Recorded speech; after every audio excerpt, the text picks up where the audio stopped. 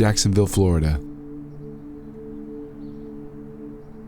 My name is Chet Frith. I did 22 years active duty in the Navy.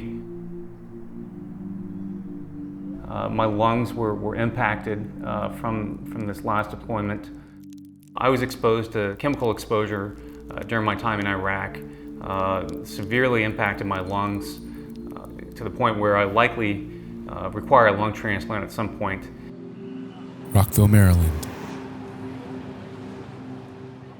My name is Wanda Grover. I am a United States Army veteran, and I served from 1974 to 1979. I joined the military as a WAC, which is Women's Army Corps, before they allowed women into the regular Army. I sustained a couple head injuries. I started losing my vision in the 90s, the late 1990s, and then I saw the dog users. So I applied for, and I went to the Seeing Eye in New Jersey, and I got my first Seeing Eye dog. He was supposed to work for 10 years. In the latter half of his 9th year, he got cancer. So I didn't go back after that. I just picked up the cane and kept going.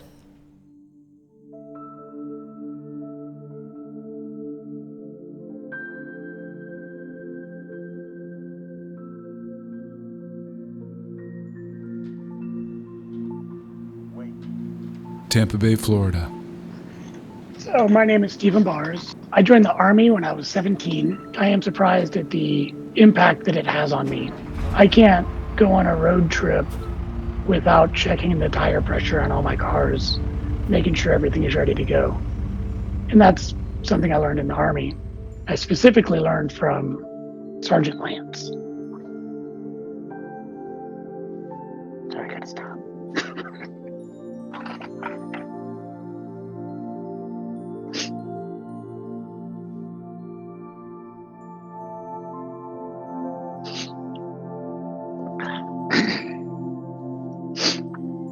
Take whatever time you need, Stephen. Sergeant Lance was a huge influence, and he unfortunately took his life about a year and a half ago. Super sad.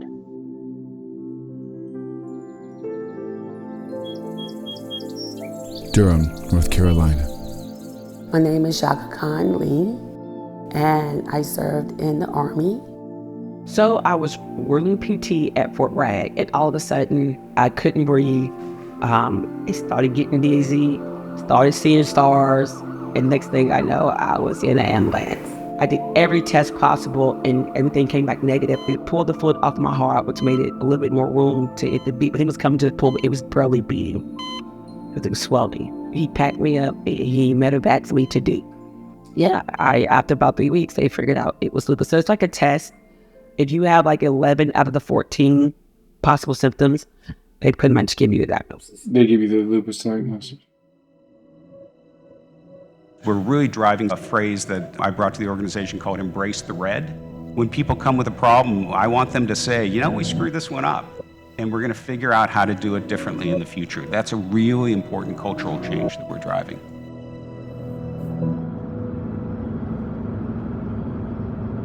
This is my second time through pulmonary rehab.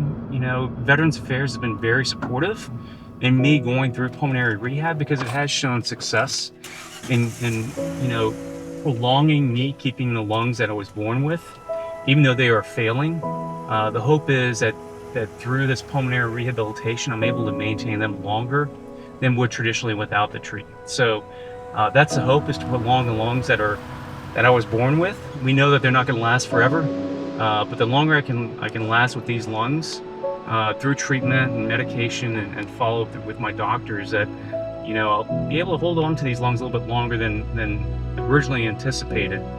I used the VA for all my medical needs. I use technology for everything. The change to telehealth, the change to video conferencing was amazing. It helped.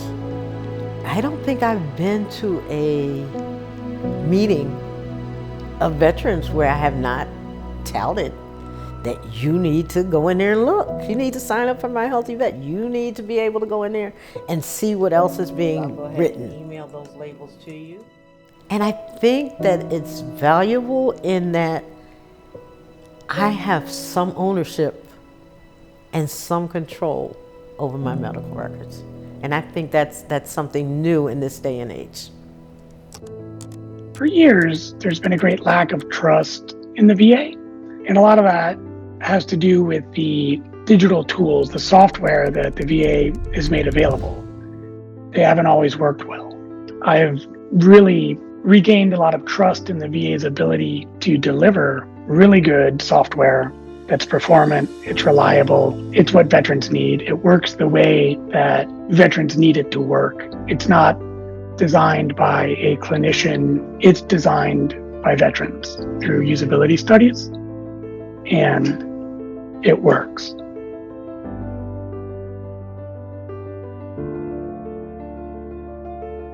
And so really it is bringing that consumer-based life that veterans, that everybody is being presented to in their personal lives, bring that into their experience with the VA, all with the goal towards providing them better service, better meeting their needs in the way that they interact with us.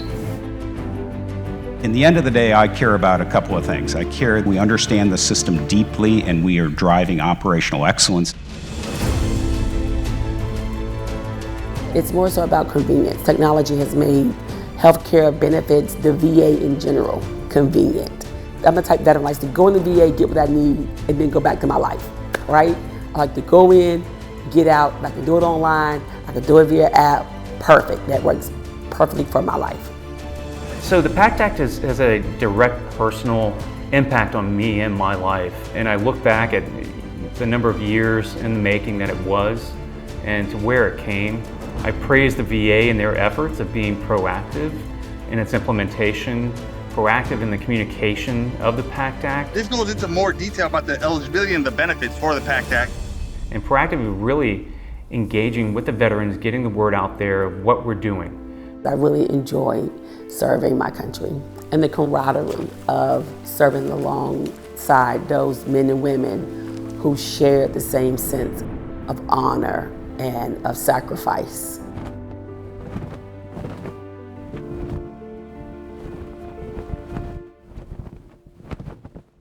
I'm grateful for everything. It's really led me to where I'm at today. And I would have never known about Section 508 or the VA really had I not gone through all the experiences I have. 3 days after you're there, they introduce you to the dog, and within maybe 2 hours, you have to take the dog out to go to the bathroom, okay? I slid there crying like, I am not picking up no dog food. The rain got heavy, I picked up the dog food and kept picking up dog food ever since. Thank you so much, Chaka. Thank you for letting us in your home and seeing just a little glimpse of your life. You know, I will say, I don't let many people in my home. My husband's like, it's gonna change once we get the pool.